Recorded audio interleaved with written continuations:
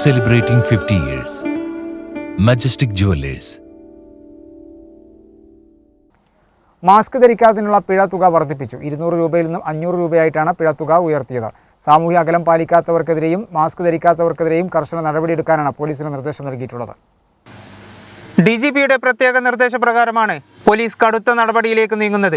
സാമൂഹിക അകലം പാലിക്കാത്തവർക്കെതിരെയും മാസ്ക് ധരിക്കാത്തവർക്കെതിരെയും കർശന നടപടി സ്വീകരിക്കാനാണ് പോലീസിന് ലഭിച്ചിട്ടുള്ള നിർദ്ദേശം.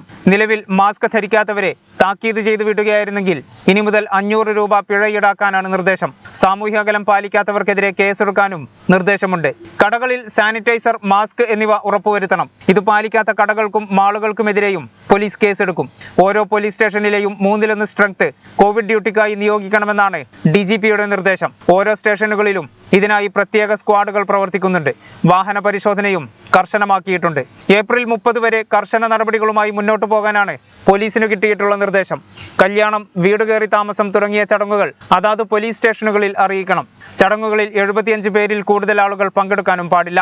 വരും ദിവസങ്ങളിൽ കൂടുതൽ പരിശോധനകൾ നടത്താനും തീരുമാനിച്ചു. അഡീഷണൽ ആയിട്ട് പറയാനുള്ള കാര്യം നമ്മുടെ പ്രതിരോധ ഭാഗമാണ്. പ്രതിരോധത്തിന്റെ ഭാഗം പലപ്പോഴും പ്രതിരോധത്തിൽ പലരും ശ്രദ്ധിക്കുന്നില്ല. ഇപ്പം നമുക്കറിയാം, നമ്മുടെ സർക്കാർ 45 വയസ്സ് മുതലുള്ളവർ വാക്സിനേഷൻ എടുക്കണമെന്ന് പറഞ്ഞിട്ടുണ്ട്. അതിനുള്ള സൗകര്യം എല്ലാ ഗവൺമെൻറ് ഹോസ്പിറ്റലിലും ഉണ്ട്.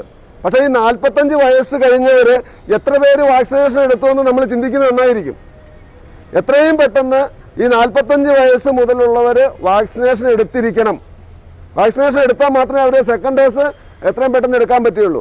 മാക്സിമം എല്ലാവരും 2 ഡോസും വാക്സിനേഷൻ എടുത്തു കഴിഞ്ഞാൽ നമ്മളൊരു 80% സെക്യൂറായി. വാക്സിനേഷൻ 2 ഡോസും എടുത്തു എന്ന കാരണത്താൽ നമ്മൾ മാസ്ക്, സാനിറ്റൈസർ അതുപോലെയുള്ള കാര്യങ്ങൾ ഒഴിവാക്കാൻ പറ്റില്ല. കാരണം നമ്മുടെ സമൂഹത്തിൽ വാക്സിനേഷൻ എടുക്കാത്തവരുണ്ട്. അത് നമ്മുടെ മനസ്സിലുണ്ടാവണം. വാക്സിനേഷൻ എടുക്കാത്തവർ നമ്മുടെ സമൂഹത്തിൽ ഉള്ളിടത്തോളം കാലം നമ്മൾ വാക്സിനേഷൻ എടുത്തുകൊണ്ട് നമുക്ക് ഫ്രീ ആയിട്ട് മാസ്കും സാനിറ്റൈസറും ഇല്ലാതെ നടക്കാൻ പറ്റില്ല. വാക്സിനേഷൻ എടുത്താലും താൽക്കാലികമായി മറ്റുള്ളവരും വാക്സിനേഷൻ എടുക്കുന്നത് വരെ നമ്മൾ നമ്മുടെ പ്രിക്കോഷൻ തുടർന്നുകൊണ്ട് പോകണം.